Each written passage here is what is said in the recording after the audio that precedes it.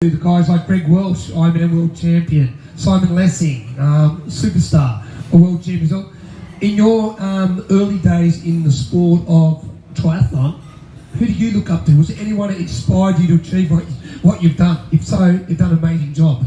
Well, pretty much the same guys actually. I started, did my first triathlon in 1998, and triathlon was a very small sport in Spain, so it was hard to find information or, until we had a really good champion, Ivan Rania, who was the first world champion in Spain. He was IT world champion in 2002, and I was lucky that he lived only 50 kilometers from my place, and I got to train with him at that time and learned a lot. And then they started to show some World Cup races on TV, and they started to show Kona as well. So I watched all these guys competing, as you said, Hamish Carter, Greg Welsh, Maka, Craig Alexander, it was really inspiring, and I saw that a guy who lived only 50k from me could get a world title.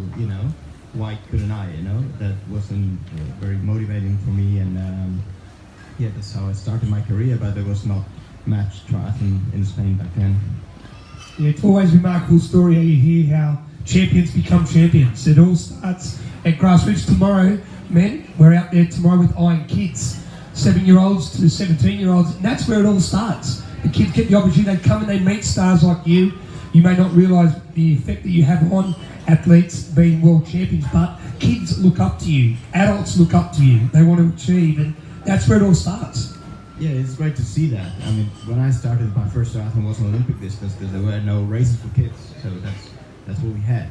I've seen so many, kids competing and experiencing with the sport, not really training but playing, and that's great. There are so many, at least in Spain, so many clubs and coaches that teach kids how to do triathlon, the technical skills, and they love it, and that's awesome for the sport.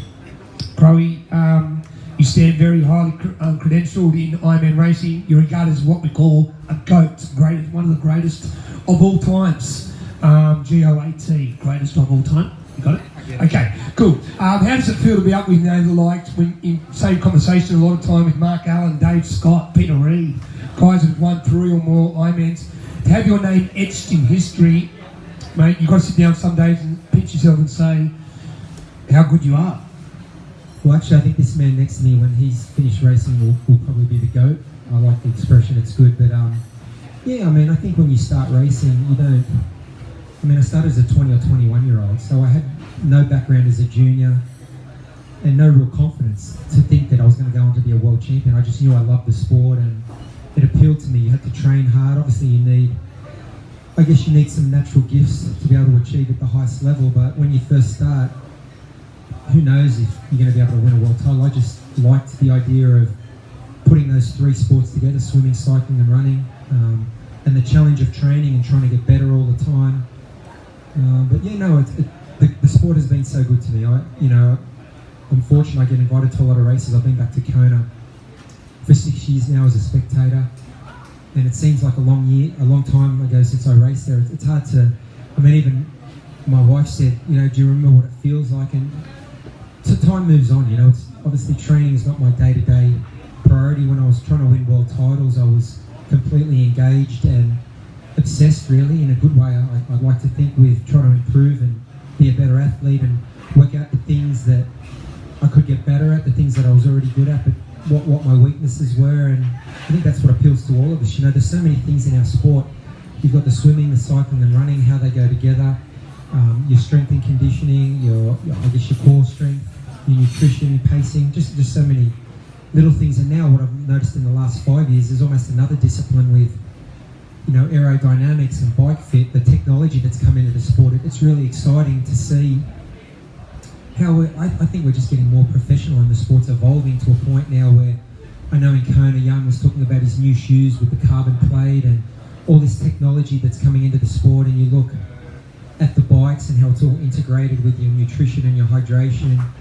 We used to just carry the things, but I think it's this technology and innovation. It's making our sport look more professional. Standing up on the Queen K this year, watching the guys and girls roll out of town, even the age groups, they just look so professional. It looked great, with the aero helmets and the bike positions. But yeah, no, I mean, the sport's been good to me. I often can't believe that, you know, I still feel like I'm a triathlete trapped in a soccer player's body, or maybe I'm a soccer player trapped in a triathlete's body. I don't, one or the other. But yeah, no, it's been an amazing ride, and you know, I'm still running around a little bit. I've raced a few times earlier this year. I still love to train. I try and train every day. I'm more trained now to train with my daughter, who's 14, and she's a great runner. She's absolutely a great runner, folks. She's number 2 in Australia. She's following the footsteps. If you ever see a running stride of Lucy, his beautiful daughter, and you put Chloe next to him, they truly are, aren't they? Amazing how close they are. Yeah, she's ranked number 2 or 3 in Australia for her age, and as a dad, I just love to train with her. It's great.